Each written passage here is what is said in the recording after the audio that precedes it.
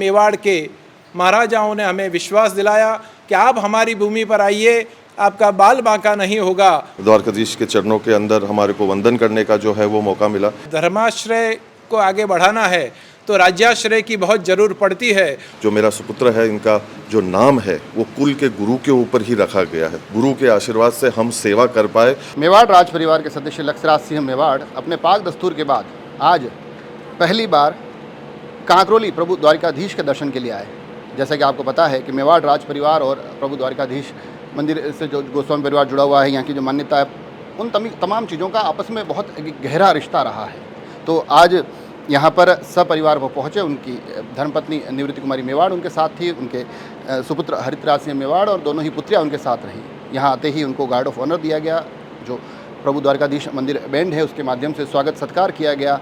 सत्कार और स्वागत की इस अगवानी में यहाँ पर गोस्वामी परिवार के सदस्य वेदांत बाबा और सिद्धांत बाबा भी दिखाई दिए और उसके बाद तमाम आशीर्वाद प्रभु के दर्शन का क्रम शुरू होता है। सबसे पहले यहाँ आकर गोस्वामी परिवार के श्री वागीश कुमार जी का आशीर्वाद लिया जाता है। उनके वहाँ काफ़ी देर मंत्रणा चलती है और फिर प्रभु द्वारकाधीश के दर्शन किए जाते हैं। और ये जो पूरा क्रम चला, उसके बाद पत्रकारों से भी वार्ता होती है, तमाम पहलुओं पर भी चर्चा होती है। और इन पहलुओं पर चर्चा के दौरान ये जो एक जुड़ाव लंबे समय से प्रभु द्वारकाधीश मंदिर और मेवाड़ राज परिवार का रहा है, वहाँ तक भी चीज़ें पहुँचती है। यहाँ मैं आपको ये बता दूँ कि जब देश में मुगलों का आतंक छाया हुआ था, उस दौर में लगातार मंदिरों पर हमले हो रहे थे, तब प्रभु द्वारकाधीश के संरक्षण, उनके जो सुरक्षा, उसकी जिम्मेदारी तात्कालिक राजा राणा राज सिंह जी ने ली थी। उनका ये कहना था कि जब तक मुझ में सामर्थ्य है, यहाँ पर कहीं कोई कोशिश भी नहीं कर सकता है, यहाँ पूरी तरह से मैं सुरक्षा का जिम्मा लेता हूँ। उस पर भी हालांकि आज लक्षराज सिंह मेवाड़ बोलते दिखाई दिए। उनका ये कहना था कि हमारे में इतना सामर्थ्य नहीं कि हम संरक्षण दे सके, हम सिर्फ सेवा के क्रम में हैं। तो सुनिए आखिर यहाँ पर आज क्या कुछ चर्चाएं हुई, क्या कुछ बातें हुई और ये जो जुड़ाव था वो पुनः एक बार यहाँ उभर कर सामने आता दिखाई दिया। बहुत ही हर्ष का विषय है कि भक्ति भूमि, वीर भूमि ऐसी मेवाड़, जो कि समूचे भारतवर्ष के इतिहास में अपना एक विशिष्ट स्थान प्राप्त कर चुकी है, ऐसी इस भूमि के श्री लक्षराज सिंह जी का आज प्रभु द्वारिकाधीश के दर्शन करना मुझे लगता है कि बड़े ही आनंद और गौरव का विषय है। स्थानापन्न होने के पश्चात प्रथम बार बड़ी भव्यता से कांकरोली नगरी के सभी नगरजनों ने भव्य स्वागत किया। मंदिर की तरफ से भी बहुत भव्य स्वागत किया गया और मैं प्रभु से यही अभ्यर्थना करना चाहूँगा कि आपको इस मेवाड़ भूमि की रक्षा सुरक्षा के साथ साथ हमारी संस्कृति और सभ्यता को भी आगे बढ़ाएं और भक्ति के क्षेत्र में भी आप पर प्रभु की पूर्ण कृपा हो, यही अभ्यर्थना आज मैं करना चाहूँगा। द्वारकाधीश मंदिर का एक विशेष संबंध रहा है, हम चाहते हैं आपके माध्यम से वो एक जुड़ाव भी लोगों तक पहुँचे। बहुत सुंदर बात कही है आपने।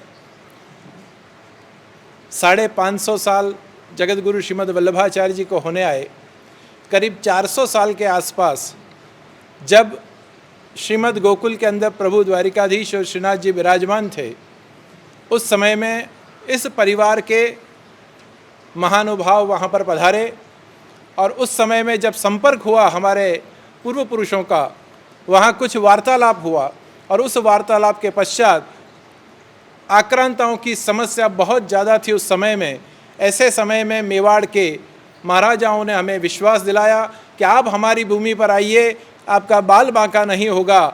और वो सौभाग्य आज तक हम लोगों को प्राप्त है कि इस मेवाड़ की धरा में प्रभु द्वारिकाधीश और श्रीनाथ जी पधारे और बड़े ही आनंद से, बड़े गौरव से, बड़े सौभाग्य से यहाँ विराजमान हैं और प्रभु उनकी सेवा हजारों भक्तों के साथ करवा रहे हैं। यही मुझे लगता है कि मेवाड़ घराने की सबसे बड़ी इस परंपरा के साथ का जुड़ाव है।